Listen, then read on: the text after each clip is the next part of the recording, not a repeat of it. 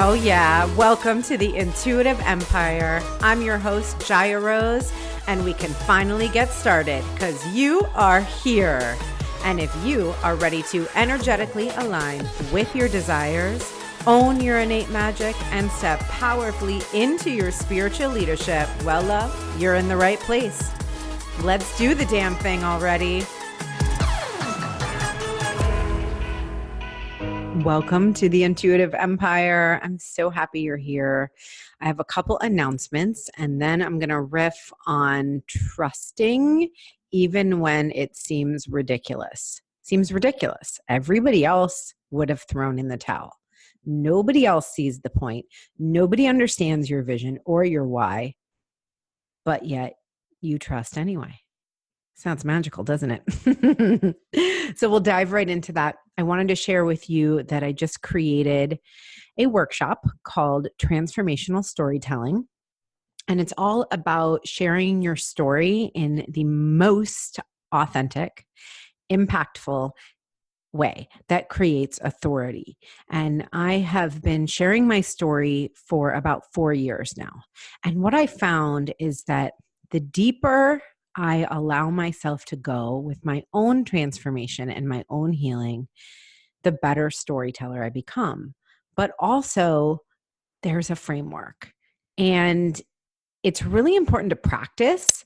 But if you practice without a framework, it can actually be detrimental, because what happens is I go to a lot of live events. Maybe we met at a live event. If we met at a live event, I want you to shoot me a DM on Instagram and tell me, just because I think that's so fun.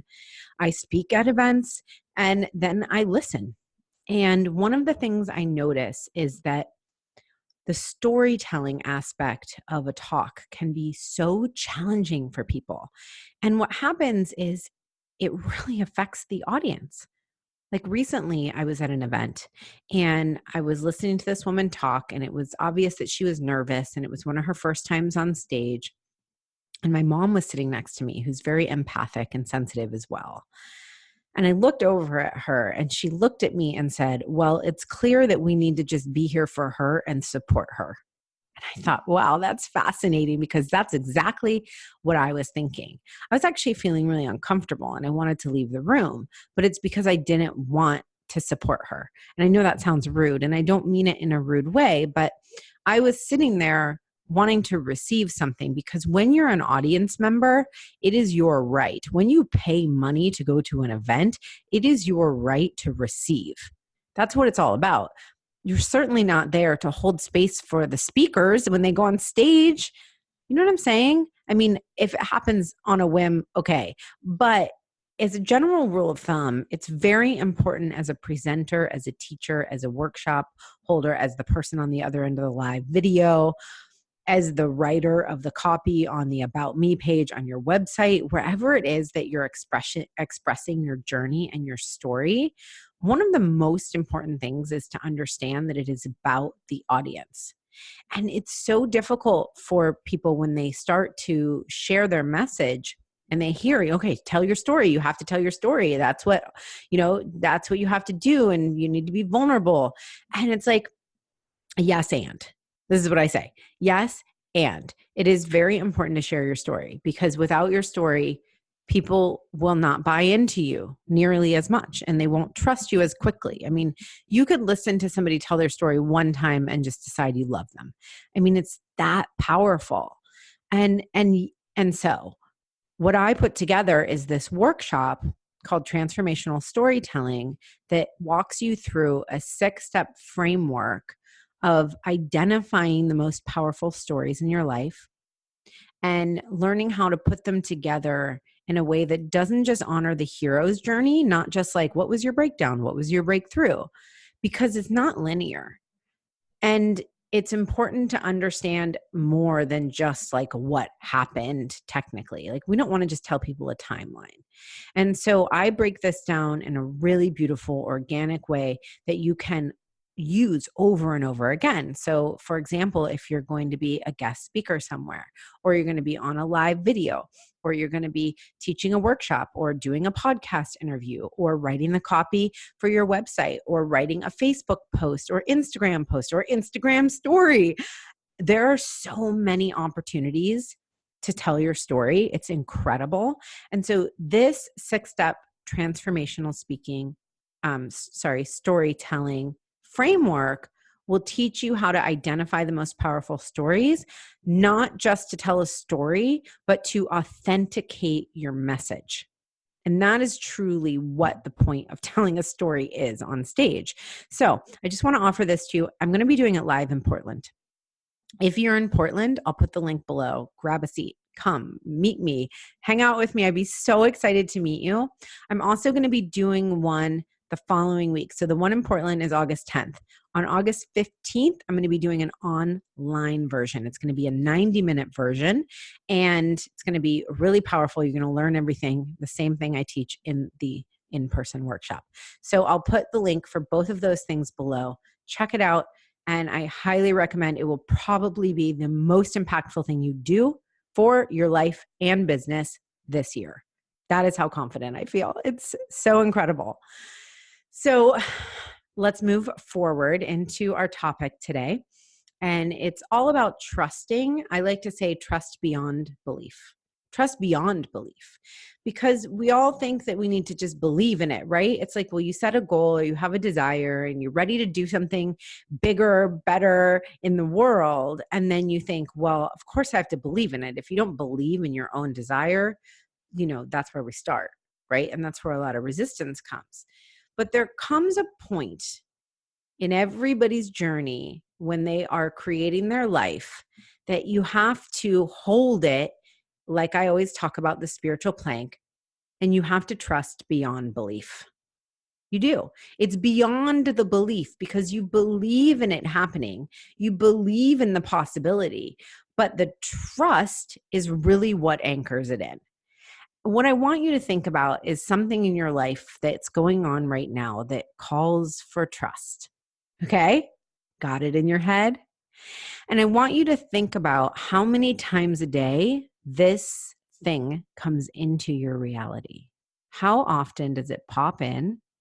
And are you thinking about it? Or you're doing something else and all of a sudden now you're thinking about it. And this just happens over and over again. It just keeps coming in because this is something you've set into motion or been working towards. And you're really ready to have it, to call it in. Well, I want you to think about all of those as opportunities to anchor your trust.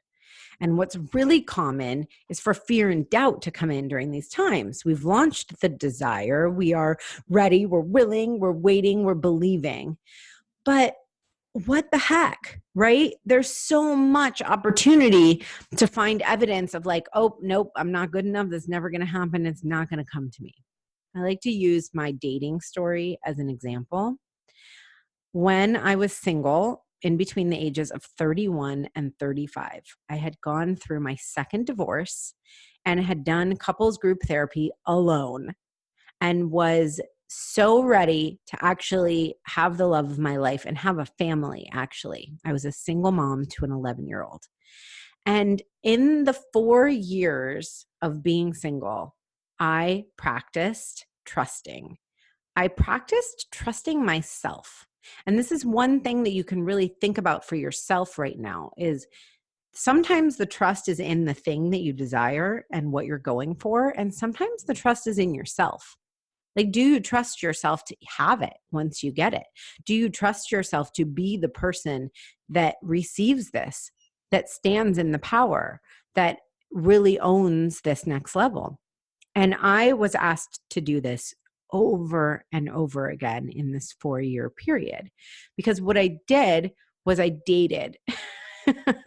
I dated and I had the opportunity to say what I desire over and over again. So I would go out on a date with a guy and he would just be ridiculous. So not what I desired. And yet I had to continue to trust that the man that I was desiring was going to come in. And at the same time, use it as evidence that I was capable of asking for what I need. Okay, so I'm going to give you an example. There was one guy who I actually met at Brighton Bush. So Brighton Bush they're hot springs in Northern Oregon, Northern Oregon. They're incredible. They're all like natural hot springs, but then they have a big house where you go and you get fed 3 meals, and they have little cabins that you rent, and it's just so beautiful. Now, it was my first time going there, and my older daughter, who was about 13 at the time, was visiting her dad in Northern California. So I was alone, and it was New Year's. And I ended up staying a few extra days. So I stayed for about 5 days at Brighton Bush by myself. And I met a guy there.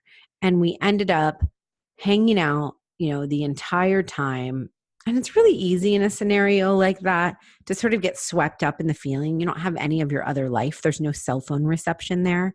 So we were really clicking and hanging out. Well, we ended up going back to Portland together. I gave him a ride back to Portland, and he was a single dad. He had 2 children of his own, and he was really cute. I enjoyed his company. We started sort of dating in real life, and it was probably only about 2 weeks of being back in Portland where he ended up flaking out on an opportunity to hang out with me. So I believe we had a plan, and he just didn't come, and he didn't call. And I remember saying to him, and I just want to bring this back to the point of this, which is the evidence of what does this mean, right? Oh, does this mean I'm never going to find my man? No man knows how to treat me. I'm never going to be able to find the right type of guy. A million stories, right? So I remember in this moment thinking, I'm going to flex my ability to ask for what I need, my ability to set requirements and stand by them. Like, I'm going to anchor in my worth. So he called, and he was maybe 45 minutes late. And I said, hey, if you're going to make plans with me, then I expect for you to show up or let me know beforehand that it's not going to work. And if this ever happens again, I'm not going to date you. And he was like, what? Because apparently women allow men to do all sorts of shady shit and just allow it. I don't know. I don't get it. But he was not used to this. He was a few years younger than me. I think he was in his early 30s. So maybe he was used to dating women in their 20s. And somehow this behavior was being allowed to fly. And he was so shocked. And I remember just being like, are you kidding me? I'm okay. I'll stand by this. I'm going to stand. I'm going to stand for myself. And within a week, the same thing happened again. The same thing. And I had plans with him. Of course, I'm getting ready and getting excited to hang out and go do something. And he doesn't call and doesn't show up. And then maybe calls again an hour later or later that evening. And at that point, I said, well, I told you that if this happened, I wouldn't date you. And so I'm not going to date you. And he was shocked that I followed through, that I actually had a backbone. And I never talked to him again. I never talked to him again after that. Now, I have countless stories that are really similar to this. And what happened is I proved yes to the universe. I stepped into a new vibration is what I did. But on a human level, I proved to myself that I was okay either way.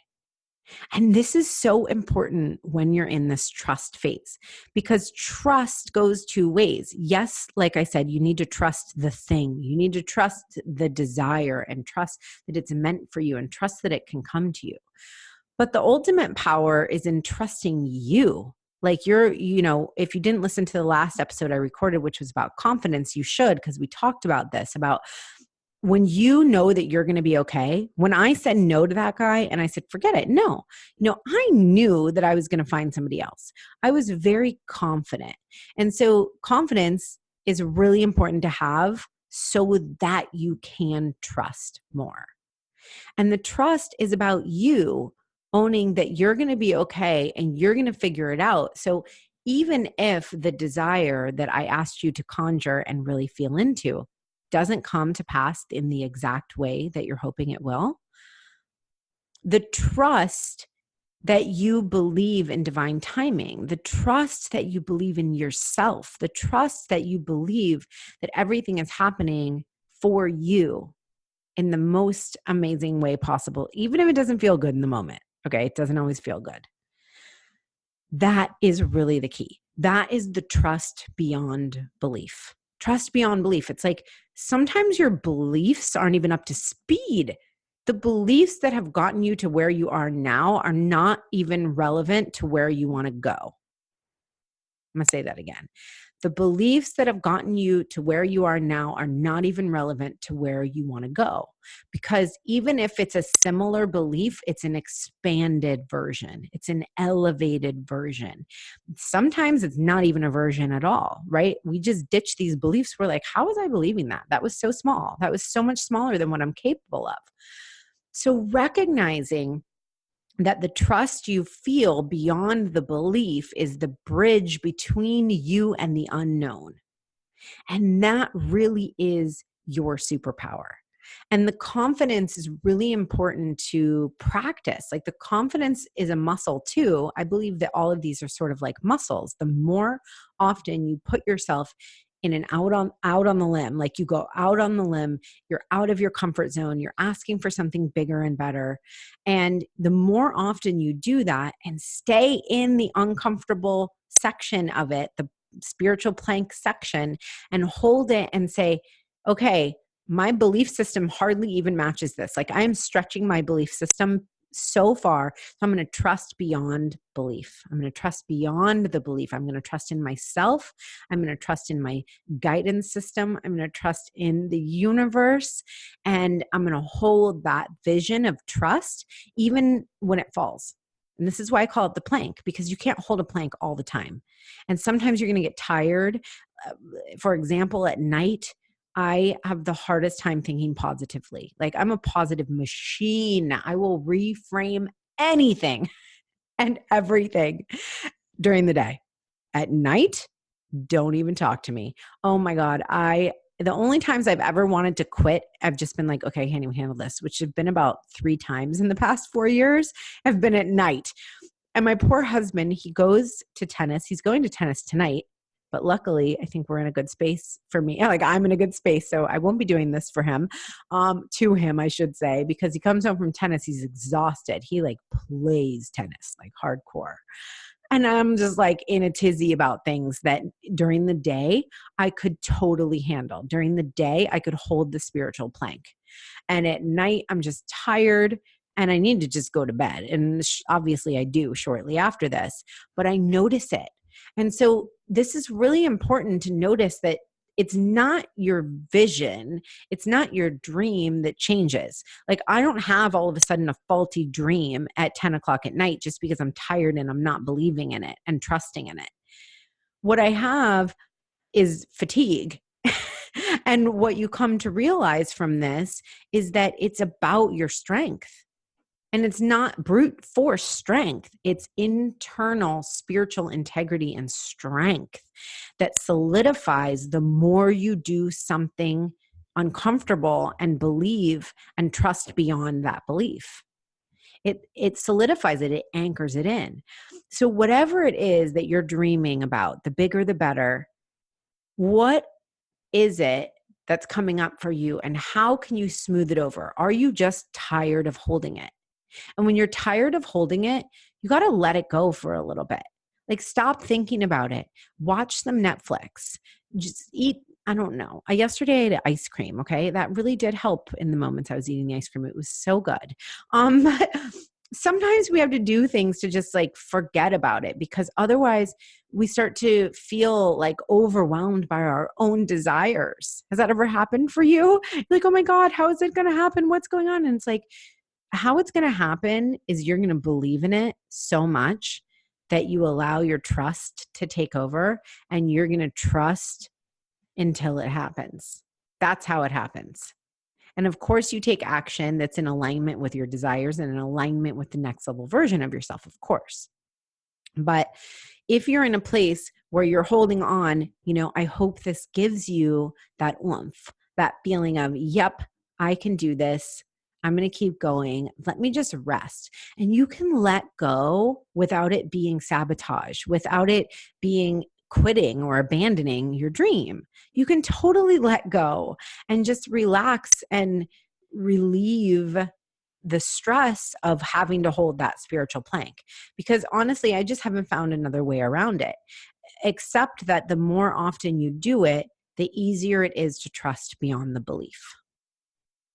So I hope this was valuable for you. If it was, will you share it with somebody who you think could use this too? Do you have a soul sister, soul family who is, or even real family, hey, blood family, that you feel like this could really benefit? Because I would just ask you to share this with them, share the love. And if you have social media accounts and you could throw it in your stories, do that. Take a snapshot or screenshot and send people over to listen to this, because I feel it's a really valuable message and reminder to stay the course.